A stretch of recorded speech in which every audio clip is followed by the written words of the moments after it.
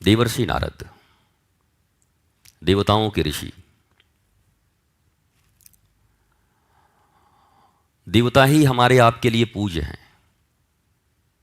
हम सब देवताओं का ही आवाहन करते हैं, पूजते हैं। उन देवताओं के भी गुरु ऋषि नारद जी हैं। और नारद जी ध्रुव के भी गुरु हैं। 5 वर्ष की आयु में जब ध्रुव चले तो भगवान ने नारद जी से कहा, नारद जी 5 वर्ष का बालक उत्साह में चल पड़ा है,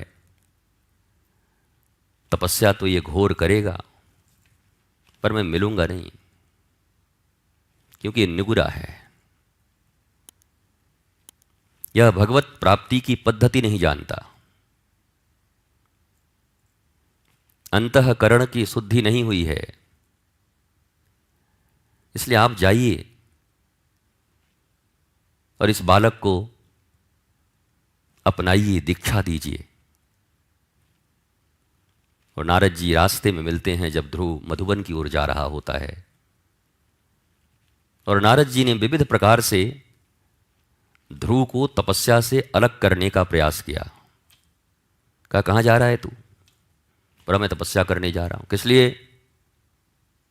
वो ऐसा ऐसा ऐसा अपमान हो गया। अरे तुम्हारे पिता मेरे शिष्य हैं उत्तानपाद, चल मैं समझा देता हूं।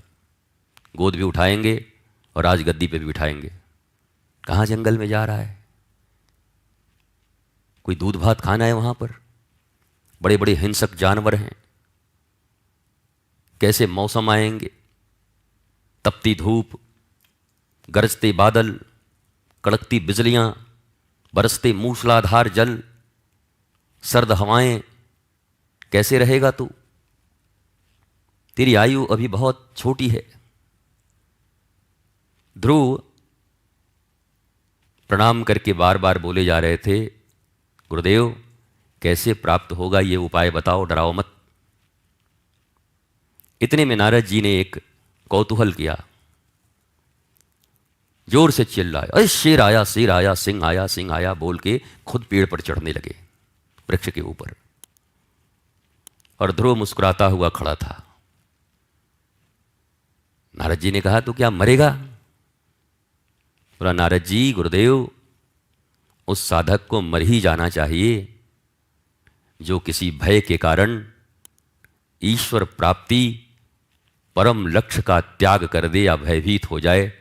शेर को खाना है खा ले, लेकिन मैं बिना तपस्या किए और हरि को प्राप्त किए नहीं रहूंगा। उसी समय नीचे आते हैं नारद जी और आकर ध्रुव को शिष्य के रूप में ग्रहण करते हैं। पुत्र, तू निर्भीक है, लक्ष्य के प्रति गंभीर है, कोई भी डिस्ट्रैक्शन, कोई भी माया की कुचाल तुझे हरि की तपस्या से नहीं रोक सकते। और फिर देवर्षि नारद ने 5 वर्षीय बालक ध्रुव को 12 अक्षर मंत्र कानों में प्रदान किया, गुरु मंत्र। और मधुबन में उसी मंत्र की शक्ति से मंत्र जाप मम दृढ़ विश्वासा ध्रुव ने हरि को बुला लिया। भगवान प्रकट हो गए तो भगवान ने कहा, हमारे दर्शन का फल तो लेना ही पड़ता है, वरदान तो तुम्हें लेने ही पड़ेंगे। ध्रुव ने कहा, महाराज आपके दर्शन हो गए, आप ही के लिए आए थे, हमारा उद्देश्य यही था, एम्बिशन यही था, लक्ष्य यही था, अब आपसे क्या ले? जो चाहिए था वो मिल गया। भगवान ने कहा, वो तो मिल गया, पर हमारा भी नियम है, हमारा दर्शन व्यर्थ नहीं जाता, मांगना तो पड़ेगा ही। तो ध्रुव ने बड़ी चिंतन किया। फिर ध्रुव ने कहा कि मांगना अगर जरूरी है तो एक ही काम करो, 24x7 NDTV ऐसा दे दो मुझे कि 24 घंटे 7 दिन मुझे सत्संग की प्राप्ति होती रहे। ध्रुव इस पृथ्वी के पहले बालक हैं जो जगत के पालक के सामने खड़े हैं और उधार में नहीं पाया, बहुत घोर और कठिन तपस्या की है अपने गुरुदेव नारद के दिशा निर्देश के अनुसार। परंतु आज जब परमात्मा सामने खड़ा है तो ध्रुव ने कुछ नहीं मांगा, कहा देना ही चाहते हो तो मुझे 24 घंटे 7 दिन सत्संग से मैं वंचित न रहूं। भगवान ने कहा ऐसा तो स्थान ही नहीं बना अभी तक। कलह क्लेश माया का प्रसार सब रुक जाएगा। 24 घंटे अगर सत्संग चलने लगे 7 दिन तो माया कहां जाएगी? माया ठगनी को जो हमने भेजा है वो बेचारी क्या करेगी फिर नीचे? तो ऐसा तो लोक बना नहीं ध्रुव। ध्रुव ने कहा नहीं बना तो बनाओ। जितनी भी सृष्टि आज तक की है ब्रह्मा ने की है, पर भक्त के लिए अब तुम सृष्टि करो। भगवान ने स्वयं सृष्टि की ध्रुवलोक की और सप्तऋषियों का उन्हें सत्संग दिया। बोला 7 ऋषि देता हूं, एक एक दिन एक एक की ड्यूटी, और सब सत्संग कराते रहेंगे। और 8वां तुम खुद ही हो। तुम कम महामुनि हो, 5 वर्ष की आयु में मेरा दर्शन कर लिए। आज भी आप देखते होंगे जिन्हें अटल कहा जाता है, अविचल कहा जाता है, ध्रुव तारा सप्तऋषियों के बीच उपस्थित हैं, अवस्थित हैं। यह सब सिंबॉलिक चीजें हैं, सांकेतिक चीजें हैं। जैसे किसी ट्रेजर को खोजने के लिए, किसी खजाने को खोजने के लिए मैप दिया जाता है, नक्शा, वैसे ही उस परम धन, परम खजाना, ईश्वर प्राप्ति, आनंद, शांति, प्रेम, इसकी प्राप्ति का ये मैप है। गोस्वामी तुलसीदास इसी का उद्धरण देते हैं, बिनु सत्संग विवेक न होई, और राम कृपा बिनु सुलभ न सोई। राम जी की सबसे बड़ी कृपा क्या है जीव के ऊपर?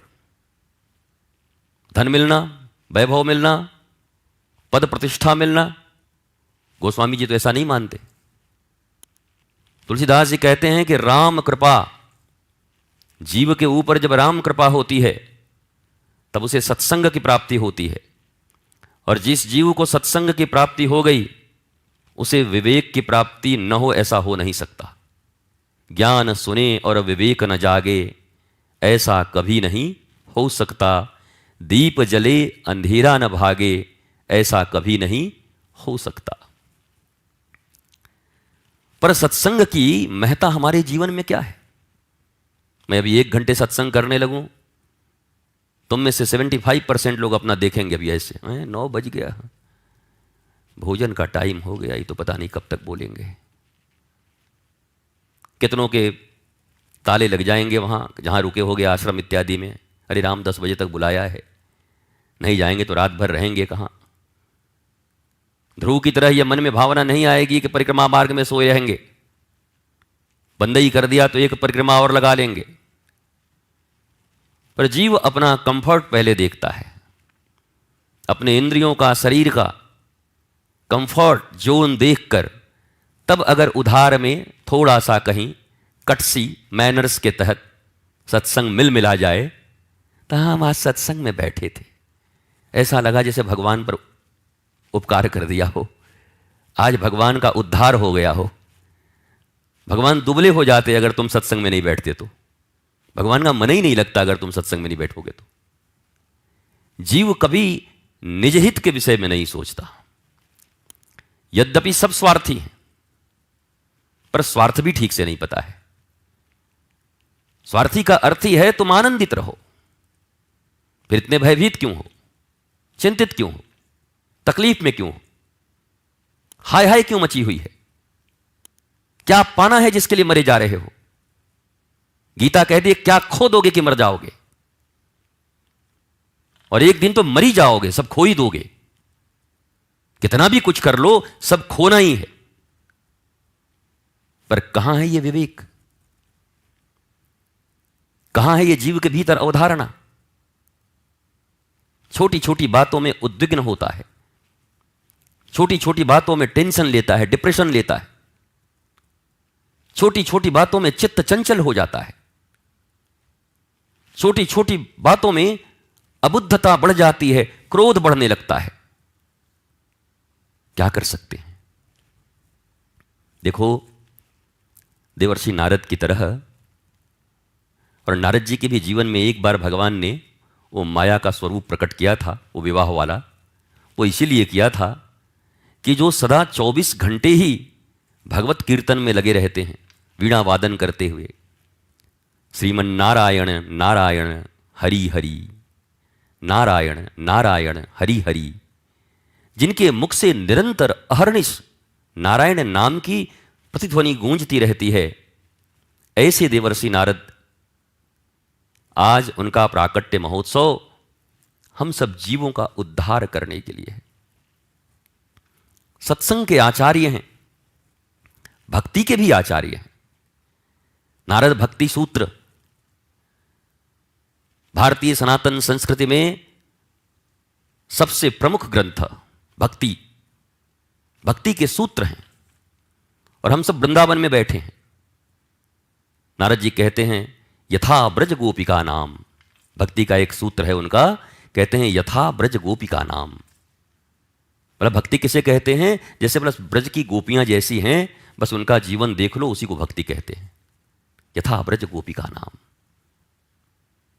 अब ब्रज गोपियों का जीवन जब हम देखेंगे, उनकी अनासक्ति देखेंगे, वैसे साधारण दृष्टिकोण से तो भगवान श्री कृष्ण और गोपियों के बीच के जो संबंध का निरूपण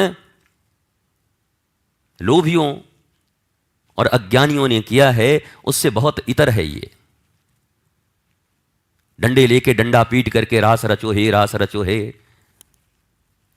डांडिया खेल के और रास की प्रतिपादन कर देते हैं।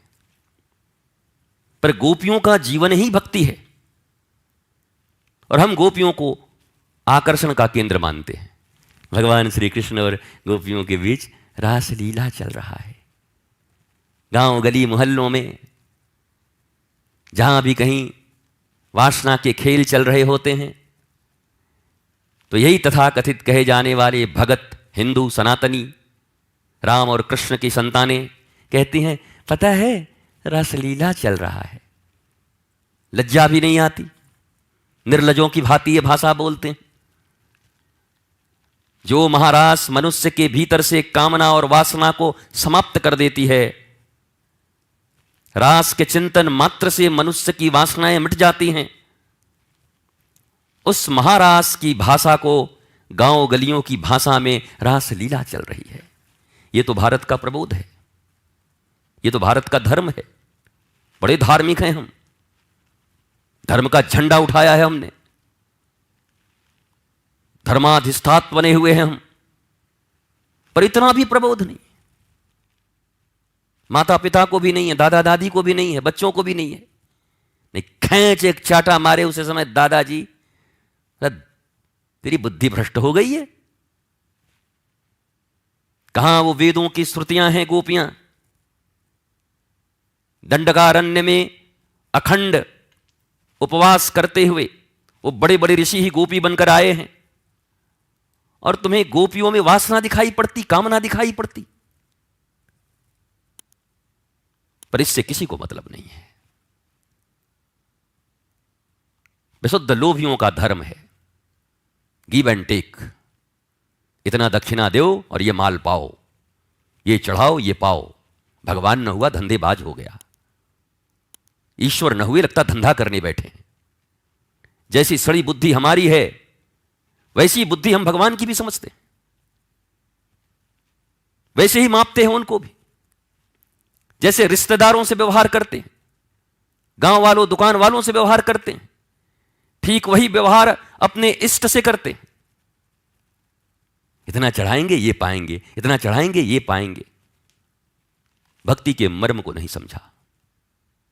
नारद जी के जीवन में प्रासंगिकता यही है कि वह इस दुनिया और ब्रह्मांड के पहले संवाददाता भी हैं, जर्नलिस्ट, पत्रकार।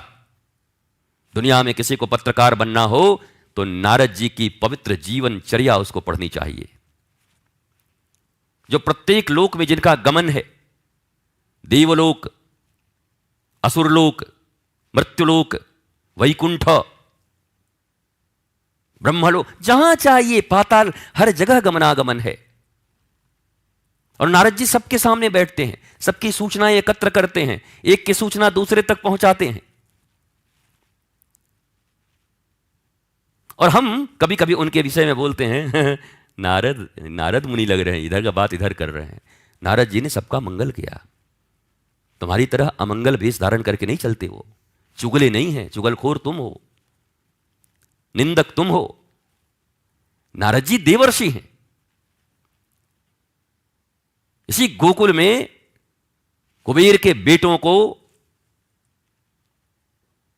मणिग्रीव को जब श्राप दे दिया, है उदंड मूर्ख, नंगा स्नान करता है, जल के भीतर ऋषि को आते जाते भी नहीं देखता, जा वृक्ष बन जा, जड़ बन जा।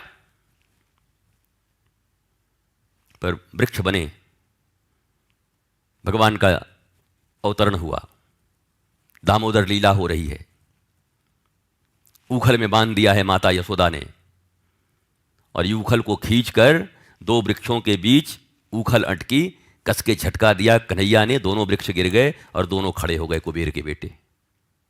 भगवान ने पूछा तुम कौन? बोला महाराज आप जानते सबको हो, पर पूछोगे जरूर तुम कौन।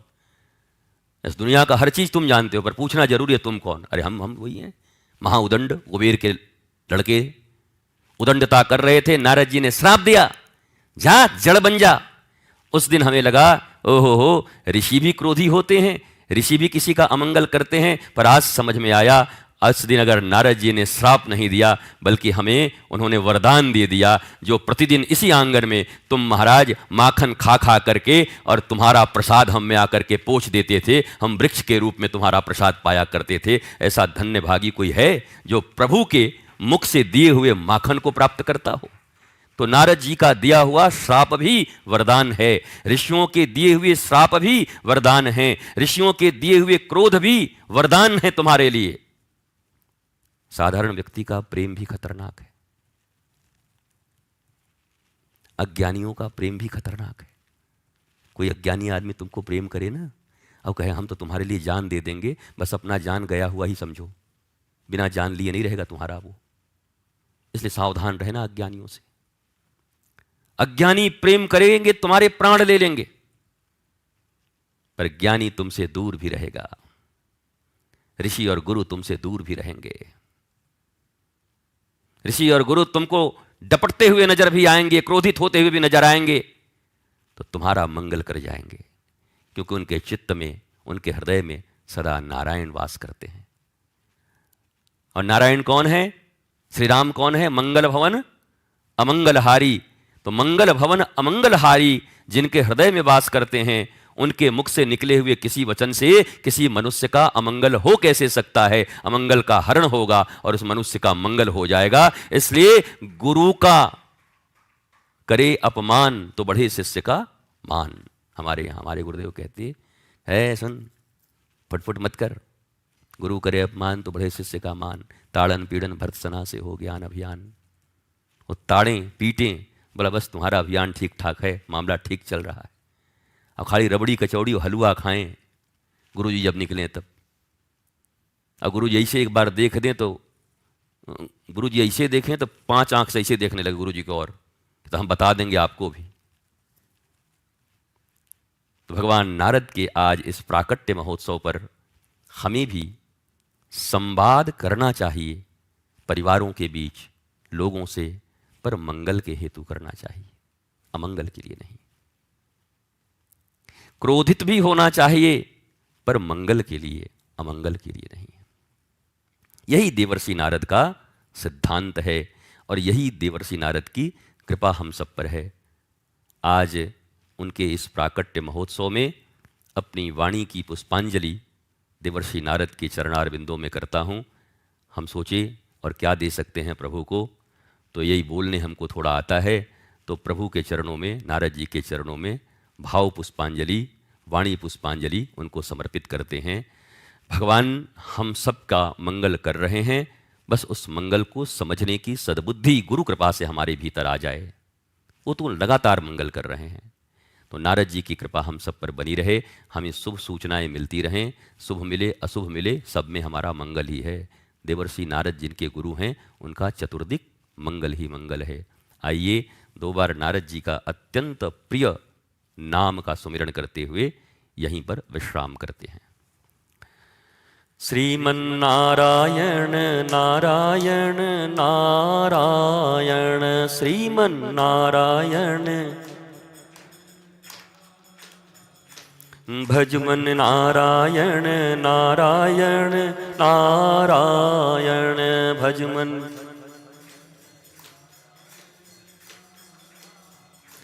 श्रीमन्नारायण नारायण नारायण श्रीमन्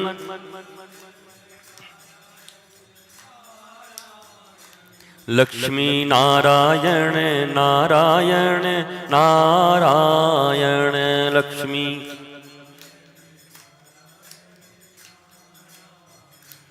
गुरुवर नारायण नारायण नारायण गुरुवर।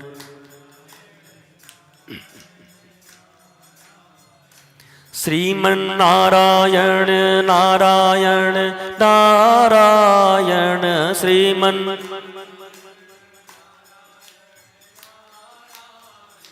लक्ष्मी नारायण नारायण नारायण लक्ष्मी।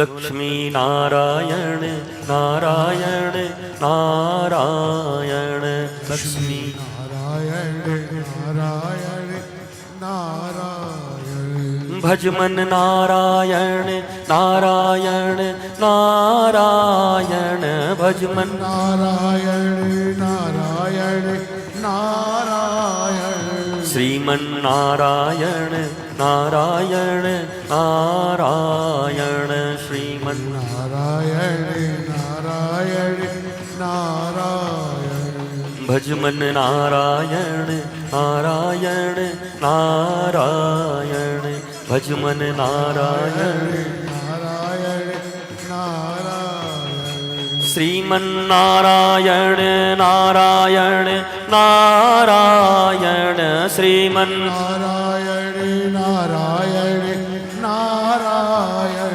श्रीमन्नारायण नारायण नारायण श्रीमन् नारायण नारायण नारायण भजमन नारायण नारायण नारायण भजमन नारायण नारायण नारायण भजमन नारायण नारायण नारायण भजमन नारायण नारायण नारायण देवर्षि नारद प्राकट्य महोत्सव की श्री वृंदावन धाम की प्रिया चित्त बिहारी सरकार की श्री गोधुली बिहारी सरकार की श्री आनंदम धाम की बांके बिहारी लाल की श्री राधा वल्लभ लाल की श्री राधा रमण जूलाल की श्री राधा दामोदर भगवान की जय जय श्री राधे जय जय श्री राधे जय जय श्री राधे। नमः पार्वती पतये हर हर महादेव शंभो शंभो शंभो। ऐसी ही दिव्य चर्चाओं और सत्संग से जुड़े रहने के लिए आप जो डिजिटल प्लेटफॉर्म्स हैं आज के समय में उनसे जुड़े रहिए। जो भी वो साइट्स क्या हैं मुझे पता नहीं, पर आप जुड़े रहें। और प्रतिदिन रात्रि 9:30 बजे से डिजिटली एक जूम सत्संग होता है जहाँ सैकड़ों लोग पूरे भारत के दुनिया के एक साथ जुड़ते हैं और आधे घंटे 1 घंटे तक रस चर्चा करते हैं। तो वो जूम सत्संग प्रतिदिन 9:30 बजे से होता है। पूरी दुनिया के चुने हुए लोग आपको मिलेंगे और रस चर्चा करेंगे उसमें, भगवत प्राप्ति का, आनंद का, अपनी भावनाओं का। तो इसके लिए भी आप संपर्क करेंगे, मुझे इसका भी कुछ खबर नहीं, पर आश्रम से खबर लेकर के प्रतिदिन इस जूम सत्संग में भी आप भाग ले सकते हैं। आप सब आनंदित रहिए, प्रसन्न रहिए, आह्लादित रहिए, स्वस्थ रहिए, मस्त रहिए और भगवत कार्य में व्यस्त रहिए। वृंदावन धाम का सेवन करते रहिए और घर भी जब जाइए वृंदावन से, तब भी हृदय में वृंदावन बिहारी को लेकर जाइए। वृंदावन बिहारी, बांके बिहारी तो यहाँ रह जाएंगे, पर अपने हृदय बिहारी को ले जाइए। एक बिहारी हृदय में भी रखिए हमेशा, चलते फिरते। बोलते हैं ना, बांके बिहारी लाल की जय, तो आप बोलेंगे ये हम एक ऐसा ठाकुर रखें जो हमारे हृदय में रहता है। हृदय बिहारी लाल की जय। वो हर जगह, ट्रेन में भी, बस में भी, आप जहाँ जाओगे हृदय बिहारी लाल सदा आपके साथ रहेंगे। नमन, वंदन, प्रणाम, जय श्री राधे।